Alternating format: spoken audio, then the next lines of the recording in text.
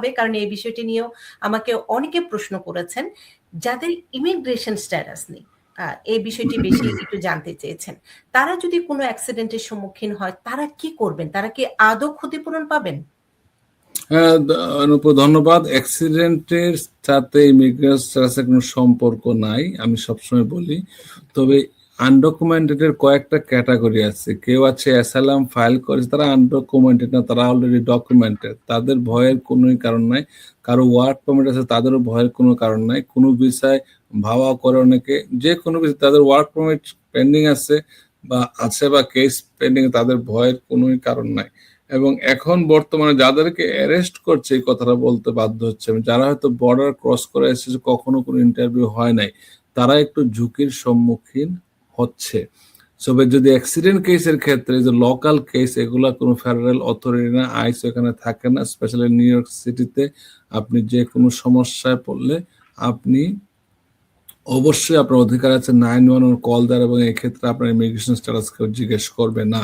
তবে ক্রিমিনালি যদি কোনো সময় আপনি চার্জ হন, যদি আপনি ক্রিমিনালি আপনি যদি অ্যাকিউজড পারসন হন, যে আপনার বিরুদ্ধে ক্রিমিনাল মামলা হচ্ছে, কেউ অ্যারেস্ট হচ্ছে, then you are at risk. কিন্তু অ্যাক্সিডেন্ট ইটস পিওর নেগলিজেন্স, এখানে কোনো ধরনের ক্রিমিনাল সাধারণ জড়িত না, আনলেস ড্রাঙ্ক ড্রাইভিং অথবা কি বলে খুব বেশি স্পিডে যে গাড়ি চালান, এগুলো হচ্ছে সমস্যা। যদি ভায়োলেশনে পড়েন সমস্যা হতে পারে, কিন্তু স্বাভাবিকভাবে গ্রিন লাইট, রেড লাইট, ওই খোলা সমস্যা, স্টপ সাইন, এগুলো পয়েন্ট যায়। তো এই ক্ষেত্রে আপনি ভয় পেয়ে পুলিশ কল না দিলে, আপনার বিরুদ্ধে অন্যরা যখন কল দেবে, তখন আপনি তো আর কোনো সময় অ্যাক্সিডেন্ট সিন ত্যাগ করবেন না। অ্যাক্সিডেন্টের জায়গা পরিত্যাগ করলে you will be responsible criminally. ছোট হোক বড় হোক ঘটনা, যে কোনো ঘটনায় আপনি যতক্ষণ সময় ওই ভদ্রলোকের সাথে আপনি ডকুমেন্ট এক্সচেঞ্জ না করছেন, অথবা পুলিশ না আসছে, অ্যাম্বুলেন্স না, ততক্ষণ আপনি জায়গা ত্যাগ করবেন না। ইউ নেভার নো, ওই পক্ষ হয়তো প্রপার্টি ড্যামেজ নিয়ে কল দেবে পুলিশে, থানায়, তখন আপনি তো অ্যারেস্ট হয়ে যাবেন। আপনার গ্রিন কার্ডের সমস্যা, আপনার অন্য কোনো বিষয় থাকলে আমার সমস্যা হতে পারে।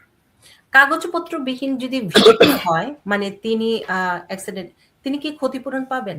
হ্যাঁ, ক্ষতিপূরণ পাওয়ার ক্ষেত্রে কাগজপত্র কোনো সমস্যা না। আবারও বলছি, এটা ফেডারেল কোনো ধরনের সমস্যা না, এটা স্টেট এবং সিটি। নিউ ইয়র্ক সিটি কখনোই, বিভিন্ন সিটি কখনো ইমিগ্রেশন স্ট্যাটাস নিয়ে প্রশ্ন করে না সিভিল কেসে।